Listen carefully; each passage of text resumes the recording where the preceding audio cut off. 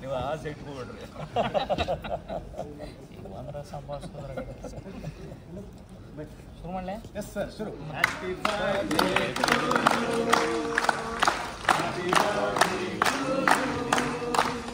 Happy birthday to you. May God bless you. May God bless you. Happy birthday to you, sir. Happy birthday to you.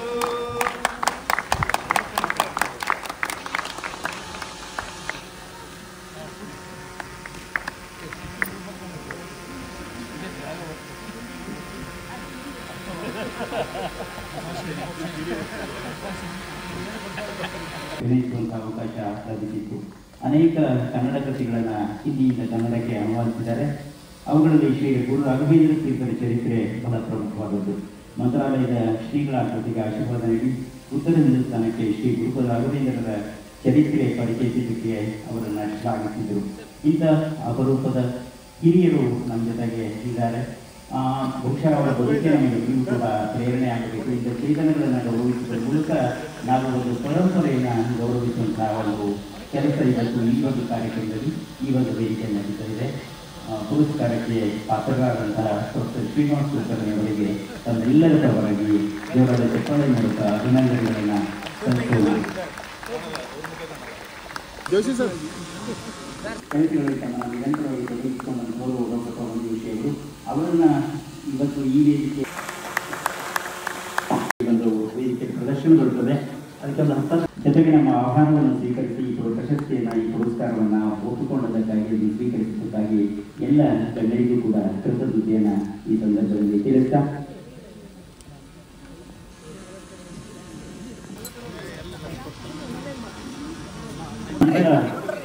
Yashwant Deshpande ತಮ್ಮ ಈ ಕಾರ್ಯಕ್ರಮದ ಜೊತೆಗೆ support ಆಗಿ ನಿಂತಾರ, ಬೆಂಬಲವಾಗಿ ನಿಂತಾರ. ಅವರ ಯಶಸ್ಸಿನ ಎಲ್ಲ ಹಂತಗಳಲ್ಲೂ ಕೂಡ ಮಾನಸಿಕ ಸಂತೋಷ ಕೊಟ್ಟಾರೆ ಅಂತ ಇವತ್ತು ಅವರ ಎಲ್ಲ ಕಲಾವಿದರ ಸ್ನೇಹಿತರು ಎಲ್ಲ ಈ ಕಾರ್ಯಕ್ರಮದಲ್ಲಿ ಪಾಲ್ಗೊಂಡಿದ್ದಾರೆ. ಜೊತೆಗೆ ಇನ್ನೂ ಹಲವು ಕಾರ್ಯಕ್ರಮದಲ್ಲಿ ಪಾಲ್ಗೊಂಡು ಯಶವಂತ್ ಅವರನ್ನ ಅಭಿನಂದಿಸ್ತಾ ಇದ್ದಾರೆ. ಅವರೆಲ್ಲರಿಗೂ ಕೂಡ ಮತ್ತೊಮ್ಮೆ ನಾವು ಕೃತಜ್ಞತೆಗಳನ್ನು ಹೇಳ್ತೇವೆ. ಧನ್ಯವಾದಗಳನ್ನು ಕುಟುಂಬಗಳೆಲ್ಲ ಪ್ರತಿಯೊಂದು ಕೂಡ ಅಭಿನಂದಿಸ್ತಾ ಇದ್ದಾರೆ. ಆಮೇಲೆ ಈ ಅಭಿನಂದನೆಗೆ ಸುಮಾರು 4 ದಶಕಗಳಿಗೂ ಹೆಚ್ಚು ಕಾಲ ಕನ್ನಡ ರಂಗಭೂಮಿಯಲ್ಲಿ ತನ್ನದೇ ಆದಂತಹ ವಸತಿಗಳ ಮೂಲಕ ಹೊಸದೊಂದು ಸಂಚಲನೆಯನ್ನು ಸೃಷ್ಟಿ ಮಾಡಿದಂತಹ ಕಲಾವಿದ, ನಟ, ನಿರ್ದೇಶಕ. ಅವರಿಗೆ 60 ತುಂಬಿದ ಈ ಸಂದರ್ಭದಲ್ಲಿ ನಾವು ಅವರ ಜೊತೆಗಿದ್ದೇವೆ ಅನ್ನೋದೇ ನಮಗೆಲ್ಲ ಬರಬೇಕು. ಅವರನ್ನು ಅಭಿನಂದಿಸ್ತಾ ಇದ್ದೇವೆ. ಧನ್ಯವಾದಗಳು ಸರ್. ನಮ್ಮ ಆಹ್ವಾನವನ್ನು ಸ್ವೀಕರಿಸಿ, ನಮ್ಮ ಗೌರವವನ್ನು ಸ್ವೀಕರಿಸಿದ್ದೀರಿ. ಧನ್ಯವಾದಗಳು.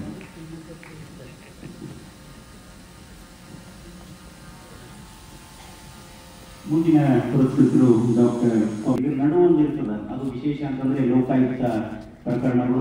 ಇಡೀ ನಂದು ವಿಶ್ವವಿದ್ಯಾಲಯದಲ್ಲಿ MBBS ಹಾಗೂ MS ಅಧ್ಯಯನ ಮಾಡಿ ಲಿಮ್ಯಾನ್ಸ್ನಲ್ಲಿ ಸೆಕ್ರೆಟರಿ BPM ಪ್ರಥಮ ಶ್ರೇಣಿಗೆ ಕೊಡುವುದು.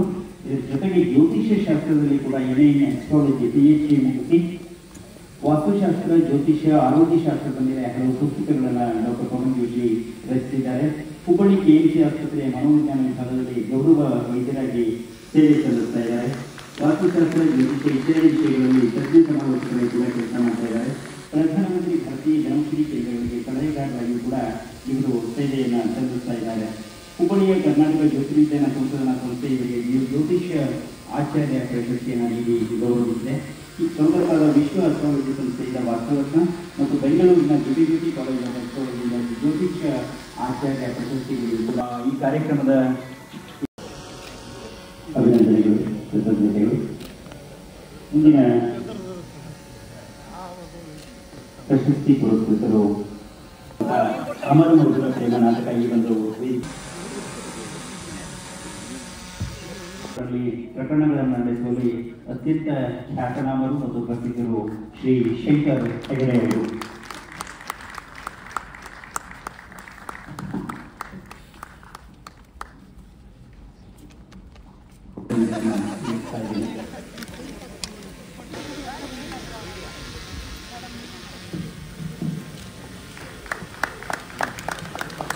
60ನೇ ಹುಟ್ಟುಹಬ್ಬವನ್ನು ಅಭಿನಂದನೆಗಳನ್ನು ತಿಳಿಸ್ತಾ ನಾವು ಸುಮಾರು ಒಂದು 12 ವರ್ಷಗಳ ಹಿಂದೆ ಚಿಕ್ಕಮಗಳೂರಿನಲ್ಲಿ ಬಾಜೆಯ ಪಾತ್ರ ಮಾಡಿದ್ದು ನಮ್ಮಲ್ಲಿ ಇಷ್ಟು ವರ್ಷಗಳ ನಂತರ ಭೇಟಿಯಾಗಿದ್ದಾರೆ. ಯಶವಂತ್ ಅವ್ರನ್ನ ಅಭಿನಂದಿಸಬೇಕು ಅಂತೇಳಿ ಅಪೇಕ್ಷೆಯನ್ನು ವ್ಯಕ್ತಪಡಿಸಿದ್ದಾರೆ. ಈ ಸಂದರ್ಭದಲ್ಲಿ ಅವರು ಕೂಡ ವೇದಿಕೆಗೆ ಬಂದು ಯಶವಂತ್ ಅವರನ್ನ ಅಭಿನಂದಿಸಬೇಕು.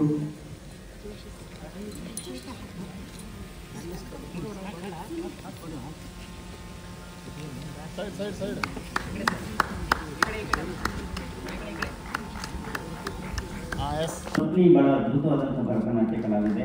ಅವರು ಭರತನಾಟ್ಯದಲ್ಲಿ ಸಾಧನೆ ಮಾಡೋದು ಸಾಧ್ಯ ಆಗಿದ್ದು ಶಂಕರ್ ಖಂಡೆ ಅವರ ಪ್ರೋತ್ಸಾಹದಿಂದ. ಅವರಿಗೂ ಕೂಡ ಈ ನಾಟಕ, ನೃತ್ಯ ಹೀಗೆ ಸಾಂಸ್ಕೃತಿಕ ಕಲಾ ಪ್ರಕಾರಗಳಲ್ಲಿ ವಿಶೇಷ ಆಸಕ್ತಿಯನ್ನು ಹೊಂದಿದವರು.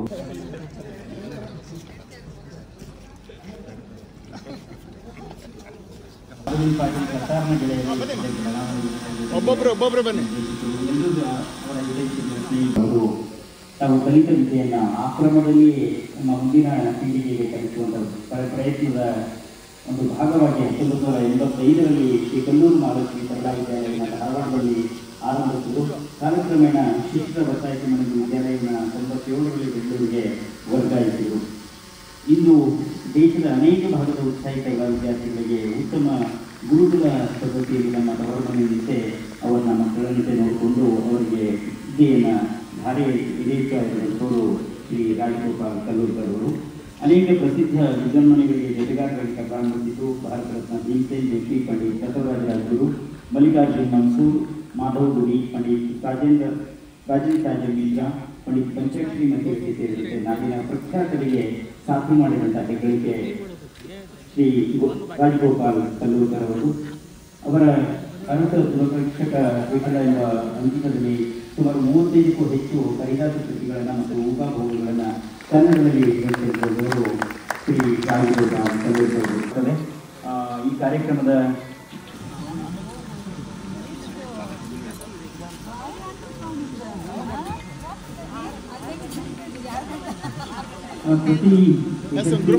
ಹಿಂದೆ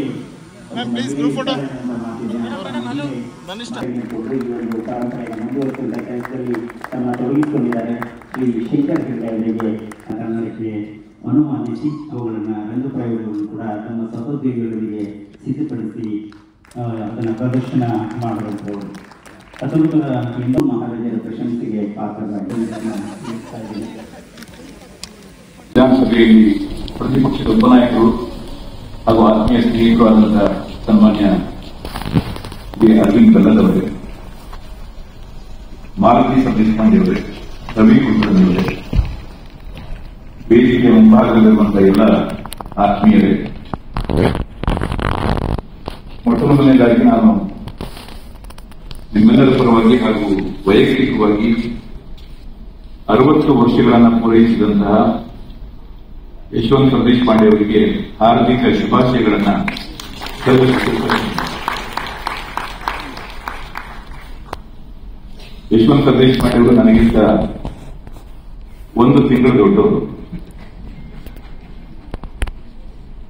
ಸೊ ಯಶವಂತ್ ಸತೀಶ್ ಪಾಂಡೆ ಅವರ ಜನ್ಮದಿನ ಬಂದ್ರೆ ನನ್ನ ಜನ್ಮದಿನ ಕೂಡ ನನ್ನ ನೆನಪಾಗುತ್ತೆ. 1 ತಿಂಗಳಾಗಿತ್ತು.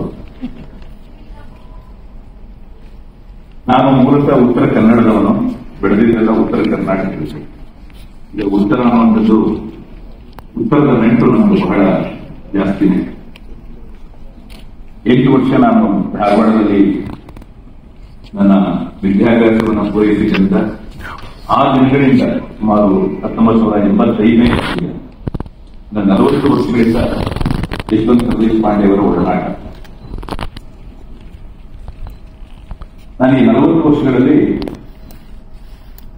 ಯಶವಂತ್ ಅವರ ಹಲವಾರು ಪ್ರತಿಭೆಗಳನ್ನ, ಹಲವಾರು ಆಯಾಮಗಳನ್ನ, ಮುಖಗಳನ್ನ ನಾನು ನೋಡಿದ್ದೇನೆ. ಅವರು ಏನೂ ಇಲ್ಲದೇ ಇದ್ದಾಗಲೂ ಕೂಡ ಇದೇ ಖುಷಿಯಿಂದ ಇದ್ದರು. ಎಲ್ಲವೂ ಇದ್ದಾಗಲೂ ಕೂಡ ಇಷ್ಟೇ ನಿರ್ಲಿಪ್ತತೆಯಿಂದ ಅಥವಾ ನಿರ್ಲಿಪ್ತ ಖುಷಿಯಿಂದ ಇದ್ದರು. ಜೀವನವನ್ನ ಯಾವ ರೀತಿಯಾಗಿ ಸ್ವೀಕರಿಸಬೇಕು, ಜೀವನದಲ್ಲಿ ಮತ್ತೊಬ್ಬರ ಜೀವನದಲ್ಲಿ ನಾವು ಹೇಗೆ ಭಾಗಿಯಾಗಬೇಕು, ಅದು ಬಹಳ ಮುಖ್ಯ. ನಾವೆಲ್ಲರೂ ಕೂಡ ನಮ್ಮ ಜೀವನವನ್ನು ನಾವು ಬದುಕುತ್ತೇವೆ. ಆದರೆ ಬೇರೆಯವರ ಜೀವನದಲ್ಲೂ ಬದುಕುವಂಥದ್ದು ಬಹಳ ಮುಖ್ಯ. ಯಶವಂತ್ ಅವರ ಬಹಳ ದೊಡ್ಡ ಗುಣ ಅಂತಂದ್ರೆ ಬೇರೆಯವರ ಜೀವನದಲ್ಲೂ ಕೂಡ ಬದುಕಿದ್ದು. ನಮ್ಗೆ ಯಾವ್ದಾದ್ರು ಒಂದು ಹಾಸ್ಯ ಪ್ರಸಂಗ ನೆನಪಾದರೆ ತಕ್ಷಣ ಯಶವಂತ್ ದೇಶಪಾಂಡೆ ಅವರ ನೆನಪಾಗುತ್ತೆ. ಪ್ರಾಯಶಃ ಅವರ ನಾಟಕಗಳನ್ನ ನೋಡದೆ ಇಲ್ಲದವರು ಯಾರು ಇರಲಿಕ್ಕಿಲ್ಲ. ಅಷ್ಟರ ಮಟ್ಟಿಗೆ ಅವರು ಕರ್ನಾಟಕದಲ್ಲಿ ಮನೆ ಮಾಡಿದರು. ಅವರು ಆಲ್ ದ ಬೆಸ್ಟ್ ನಾಟಕವನ್ನು ಮೊದಲ ಪ್ರದರ್ಶನವನ್ನು ಮಾಡಿದಾಗಲೂ ಕೂಡ ನಾನಿದ್ದೆ. ಅದರ ನಂತರ 5,000, 10,000 ಈಗ ಎಷ್ಟಾಗೈತೆ? 3,000. ಅವಾಗಲೂ ಕೂಡ ಅದರ ಎಲ್ಲಾ ದಾಖಲೆಗಳನ್ನ ಮುರಿದಂತ ಸಂದರ್ಭದಲ್ಲಿಯೂ ಕೂಡ ನಾನಿದ್ದೆ. ಹೀಗಾಗಿ ಒಂದು ನಾಟಕವನ್ನು ಹೆಚ್ಚು ಅಂತಂದ್ರೆ ನಾವು 1 ಸಲ ನೋಡ್ಬೋದು, ಅಥವಾ 2 ಸಲ, 3 ಸಲ, 5 ಸಲ ನೋಡ್ಬೋದು. ನಾನು ಅವರ ಆಲ್ ದಿ ಬೆಸ್ಟ್ ಮತ್ತು ರಾಶಿಚಕ್ರವನ್ನ 100 ಸಲ ನೋಡಿದ್ದೀನಿ. ಹೀಗಾಗಿ ಒಂದಕ್ಕಿಂತ ಹೆಚ್ಚು ಸಲ ಅವರನ್ನ ನೋಡುವಂತಹ, ನೋಡಿಸಿಕೊಳ್ಳುವಂತಹ, ಸಹಿಸಿಕೊಳ್ಳುವಂತಹ ಒಂದು ಗುಣ ಅವರಲ್ಲಿ. ಅದು ಬಹಳ ದೊಡ್ಡದು. ನನಗೆ ಒಂದು ಬಹುಶಃ ನೀವೆಲ್ಲರೂ ಕೂಡ ಗುರುತಿಸುತ್ತೇವೆ. ಯಾಕಂದ್ರೆ ಯಶವಂತ್ ನಿಮ್ಮೆಲ್ಲರಿಗೂ ಕೂಡ ಇಲ್ಲಿರುವ ಎಲ್ಲರಿಗೂ ಕೂಡ ಹತ್ತಿರದವರು. ನಮಗೆ ಯಶವಂತ್ ಸರ್ದೇಶಪಾಂಡೆ ಅವರ ಪರಿಚಯ ಇದೆ ಅಂತಷ್ಟೇ ಯಾರು ಹೇಳಿ ಸಾಧ್ಯ ಇಲ್ಲ. ಅವರ ಪರಿಚಯ ಸುಮ್ಮನೆ ಪರಿಚಯ ಹೋಗುವಂತವರಲ್ಲ, ಅವರು ಬಹಳ ಆಪ್ತರಾಗುವಂತವರು. ಯಶವಂತ್ ನಮ್ಮ ಮನುಷ್ಯ ಅಂತ ಹೇಳುವಂತವರೇ ಬಹಳ ಜನ. ಆ ರೀತಿಯಾದಂತಹ ಒಂದು ಸೂಜಿಗಲ್ಲಿನಂತಹ ಒಂದು ವ್ಯಕ್ತಿತ್ವ ಅದು. ನಿಮ್ಗೆಲ್ಲರಿಗೂ ಕೂಡ ಗೊತ್ತಿದೆ. ಅದಕ್ಕೋಸ್ಕರ ಹೇಳಿದೆ, ಒಂದು ಸ್ಟ್ರೈಕಿಂಗ್ ಪಾಯಿಂಟ್ ಏನು ಅಂತಂದ್ರೆ ಅರವಿಂದ್ ಬೆಲ್ಲದವರು ಕೂಡ ಅದನ್ನು ಬಹಳ ಚೆನ್ನಾಗಿ ಗುರುತಿಸಿದರು. ಬಹಳ ಪ್ರತಿಭಾವಂತ ಮತ್ತು ಕ್ರಿಯಾಶೀಲ ಅನ್ನುವಂಥ ಒಂದು ಮಾತನ್ನು ಹೇಳಿದರು. ನಾವೆಲ್ಲರೂ ಕೂಡ ಅನೇಕ ಸಂಗತಿಗಳನ್ನು ಅಂದುಕೊಳ್ತೇವೆ, ಆದರೆ ಅದನ್ನ ಮಾಡೋದಿಲ್ಲ. ಮಾಡಬೇಕು ಅಂತ ಅನ್ಸುತ್ತೆ, ಅದು ಮಾಡ್ಲಿಕ್ಕೆ ಆಗೋದಿಲ್ಲ. ನನಗೆ ಅನೇಕ ಸಲ ಅನ್ಸಿದೆ, ಯಶವಂತ್ ಸರ್ದೇಶಪಾಂಡೆ ಏನನ್ನ ಅಂದುಕೊಳ್ತಾರೋ ಅದನ್ನು ಅವರು ಮಾಡ್ತಾರೆ. ನಾನು ಯಾವ್ದಾದ್ರು ಒಂದು ಹೊಸ ವಿಷಯವನ್ನ ಹೇಳಿದ್ರೆ ಅದು ಅವರೇ ಬಂದು ನನ್ನ ಹತ್ರ ಯಾವ್ದೋ ಈ ರೀತಿ ಮಾಡಬೇಕು ಅಂತ ಹೇಳಿ ಅನ್ಕೊಂಡಿದ್ದೀನಿ ಅಂತ ಹೇಳಿದ್ರೆ ಅದಾಗಿ ಒಂದು 15 ದಿವಸ, 1 ದಿವಸ, 2 ದಿವಸದಲ್ಲಿ ಕಾರ್ಯರೂಪಕ್ಕೆ ತಂದುಕೊಳ್ತಾರೆ. ಧಾರವಾಡದಲ್ಲಿ, ಹುಬ್ಬಳ್ಳಿ ಮತ್ತು ಧಾರವಾಡ ಮಧ್ಯದಲ್ಲಿ ಒಂದು ರೆಪರ್ಟರಿ ತರ ಮಾಡಬೇಕು, ನಾನೊಂದು ನಾಟಕ ಶಾಲೆಯನ್ನ ಮಾಡಬೇಕು ಅಂತ ನನ್ನ ಹತ್ರ ಹೇಳಿದ್ರು. ಅದಾಗಿ 8 ತಿಂಗಳ ನಂತರ ಅದು ಉದ್ಘಾಟನೆ ಕರೆದ್ರು. ಆದಿರಂಗ ಅನ್ನುವಂಥ ಒಂದು ಸಂಸ್ಥೆಯನ್ನ ಅಲ್ಲಿ ಹಾಕಿದರು. ನನಗೆ ಆಶ್ಚರ್ಯ ಆಯಿತು. ಆ ರೀತಿಯಾದಂತಹ ಒಂದು ವಿಚಾರವನ್ನ ವಾಸ್ತವಕ್ಕೆ ತರುವಂತಹ ಒಂದು ಅದ್ಭುತವಾದಂತಹ ಒಂದು ಕರ್ತೃತ್ವ ಶಕ್ತಿ ಯಶವಂತ್ ಸರ್ದೇಶಪಾಂಡೆ ಅವರಲ್ಲಿದೆ. ಹಾಗೆ ಅವರು ಸಿನಿಮಾ ಮಾಡ್ತೀನಿ ಅಂತ ನಾನಿದೇನೋ ನಾಟಕ ಮಾಡೋದಕ್ಕೆಲ್ಲ ಅಂತ ಅಂದ್ಕೊಂಡಿದ್ದೆ ಸಿನಿಮಾ ಮಾಡೋದು. ಆದ್ರೆ ನಾಟಕ ಮಾಡೋದು ಬಹಳ ಸುಲಭ, ಸಿನಿಮಾ ಮಾಡೋದು ಬಹಳ ಕಷ್ಟ. ಆದ್ರೆ ನಾವು ಆಡುವಾಗ ಹೇಳ್ತೀವಿ, ಬಹಳ ನಾಟಕ ಮಾಡ್ತಾರೆ ಇವನು. ಯಶವಂತ್ ಸಿನಿಮಾನು ಮಾಡ್ಬಿಟ್ರು. 1 ಅಲ್ಲ, 2 ಅಲ್ಲ, 3 ಅಲ್ಲ, 4 ಅಲ್ಲ, 5 ಸಿನಿಮಾ ಮಾಡಿದ್ರು. ಪ್ರಾಯಶಃ ನನಗನ್ಸುತ್ತೆ ಕರ್ನಾಟಕದಲ್ಲಿ ಸಾಕಷ್ಟು ಈ ವೃತ್ತಿ ರಂಗಭೂಮಿ ನಾಟಕ ಸಂಸ್ಥೆಗಳಿವೆ. ಗುಬ್ಬಿ ವೀರಣ್ಣವರಿಂದ ಹಿಡಿದು ಚಿದ್ದೋಡಿ ಲೀಲಾ ಅವರ ನಾಟಕದ ಕಂಪನಿಯಿಂದ ಹಿಡಿದು ಅನೇಕ ಕಂಪನಿಗಳೆಲ್ಲ ಇದೆ. ಆದರೆ ಎಲ್ಲದಕ್ಕಿಂತ ಭಿನ್ನವಾಗಿ ಕರ್ನಾಟಕದಲ್ಲಿ ಒಂದು ಹೊಸ ನಾಟಕ ಕಂಪನಿಯನ್ನ ಹುಟ್ಟುಹಾಕಿ ಅದನ್ನು ಯಶಸ್ವಿಯಾಗಿ ನಡೆಸಿಕೊಂಡು ಹೋಗ್ತಾ ಇರುವಂತವರು ಯಶವಂತ್ ಸರ್ದೇಶಪಾಂಡೆ. ನಿಜಕ್ಕೂ ಕೂಡ ನಾವೆಲ್ಲರೂ ಕೂಡ ಹೆಮ್ಮೆ ಪಡುವಂತಹ, ಅಭಿಮಾನ ಪಡುವಂತಹ, ಗರ್ವ ಪಡುವಂತಹ ಒಬ್ಬ ಸ್ನೇಹಿತರು, ರಂಗಕರ್ಮಿ.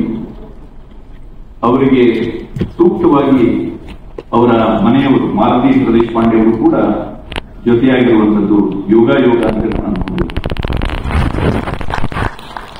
ಒಂದು ರೀತಿ ಯಶವಂತ್ ಅವರದ್ದು ಅತ್ಯಂತ ಸುಸಂಸ್ಕೃತ ಮತ್ತು ಸಾಂಸ್ಕೃತಿಕ ಕುಟುಂಬ. ನೀವು ಅವ್ರ ಮನೆಗೆ ಹೋದ್ರೆ, ಅವರ ಜೊತೆಯಲ್ಲಿದ್ರೆ ನಿಮಗೊಂದು ಸಾಂಸ್ಕೃತಿಕ ವಾತಾವರಣದಲ್ಲಿ ಇದ್ದಂತಹ ಒಂದು ಅನುಭವ ಆಗತ್ತೆ.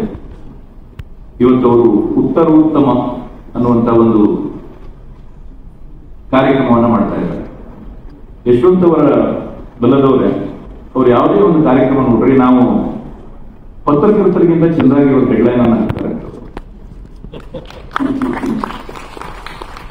ಅವರ ಸಿನಿಮಾ ಟೈಟ್ಲ್ ಇರ್ಬೋದು, ಕಾರ್ಯಕ್ರಮದ ಟೈಟ್ಲ್ ಇರ್ಬೋದು, ಅಥವಾ ಅವರ ನಾಟಕದ ಟೈಟ್ಲ್ ಇರ್ಬೋದು, ಎಲ್ಲವೂ ಕೂಡ ಬಹಳ ಅಟ್ರಾಕ್ಟಿವ್ ಆಗಿರುತ್ತೆ.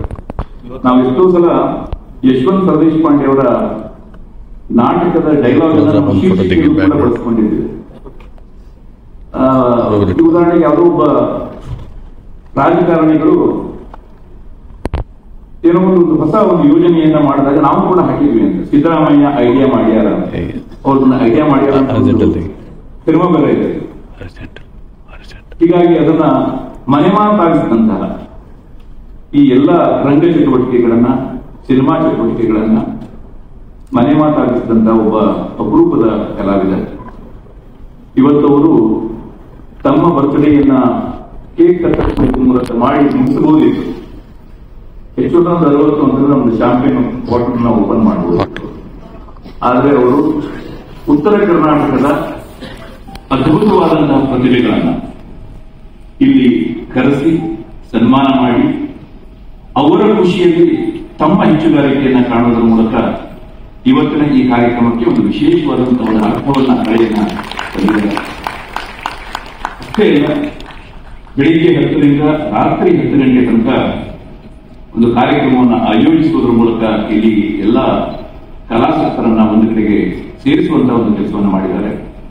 ಪ್ರತಿ ವರ್ಷವೂ ಕೂಡ ಇದೇ ರೀತಿಯಾದಂತಹ ಒಂದು ಕಾರ್ಯಕ್ರಮವನ್ನು ಮಾಡ್ತೀನಿ ಅಂತಲೂ ಕೂಡ ಹೇಳಿದ್ದಾರೆ.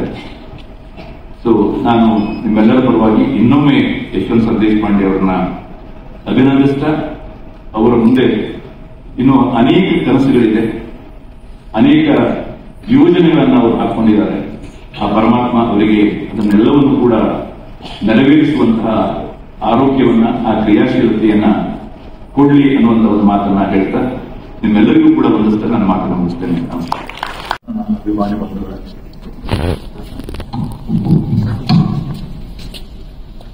ನಿನ್ನೆ ನಾನು ಯಶವಂತ್ ಸರ್ದೇಶ್ ಪಾಂಡೆ ಅವರಿಗೆ ಅವರ ಹುಟ್ಟುಹಬ್ಬ ವಿಶ್ ಮಾಡಕ ಫೋನ್ ಮಾಡಿದ್ದೆ. ಎಷ್ಟು ವಯಸ್ಸಾಯ್ತು ಅಂತ ಕೇಳಿದೆ. 60 ವಯಸ್ಸಾಯ್ತು ಅಂತ ಹೇಳಿದ್ರು. ಅದನ್ನ ತಲುಪಿದೆ.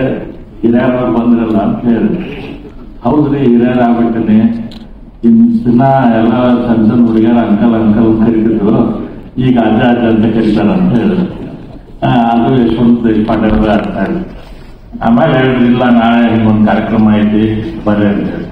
ನನಗೇನು ಪೂರ್ತಿ ಕಾರ್ಯಕ್ರಮದ ಬಗ್ಗೆ ಹೆಚ್ಚು ಗೊತ್ತಿದ್ದಿಲ್ಲ. ಆದ್ರೆ ಇವತ್ತು ಫ್ರೀನೂ ಇದ್ದೆ, ಹಂಗಾಗಿ ಅವ್ರು ಕರ್ದಾರ ಮೇಲೆ ಬರೋಣ ಅಂತಂದು.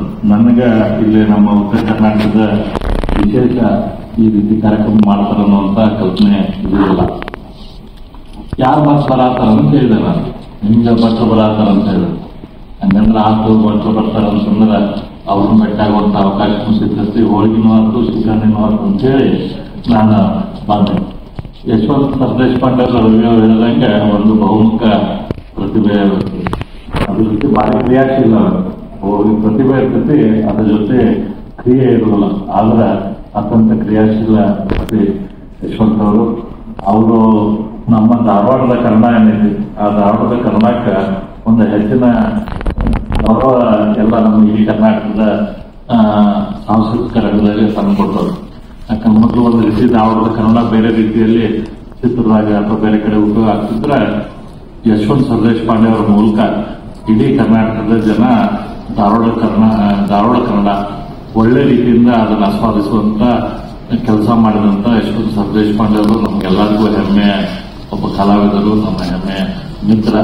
ಅವರ ಜೀವನ 60 ವರ್ಷ ಅವರಿಗೆ ಏನು ಭಗವಂತ ಕೊಟ್ಟಾನ, ಇನ್ನು ಮುಂದಿನ ದಿನದಲ್ಲಿ ಇನ್ನೂ ಹೆಚ್ಚಿನ ಅವರಿಂದ ಸಾಧನೆ ಆಗಲಿ, ಇನ್ನೂ ಹೆಚ್ಚಿನ ಅವ್ರಿಗೆ ಅವ್ರ ಮೂಲಕ ಕನ್ನಡದ ಈ ನಾಟಕ ರಂಗದ ಸಾಂಸ್ಕೃತಿಕ ರಂಗದ ಸೇವೆ ಮಾಡುವಂತ ಅವಕಾಶ ದೇವರ ಸೌಭಾಗ್ಯ ಕಲ್ಪಿಸಿಕೊಡ್ಲಿ ಅಂತ ಕೇಳ್ಕೊಂಡು, ಇದು ಹೆಚ್ಚು ಮಾತಾಡುವಂತ ಸಮಯ ಅಲ್ಲ. ಇದು ನಾವೆಲ್ಲರೂ ಕೂತ್ಕೊಂಡು ಅವ್ರದ್ದು ನಾಟಕ ನೋಡಿ ಸಂತೋಷ ಪಡುವಂತ ಸಮಯ. ಹಾಗಾಗಿ ಇಷ್ಟು ಹೇಳಿ ನಾನು 4 ಮಾತು ಮುಗಿಸ್ತೇನೆ. ಈ ಕಾರ್ಯಕ್ರಮಕ್ಕೆ ಮುಂದಿನ ಸತ್ತೆ ನೀವು ಎಲ್ಲರೂ ಅದನ್ನ ಹೆಚ್ಚಿನ ಜನ ಬರೋಂಗ ಮಾಡಿ ಅಂತ ವಿನಂತಿ ಮಾಡಿಕೊಂಡು ನನ್ನ 4 ಮಾತು ಮುಗಿಸ್ತೇನೆ.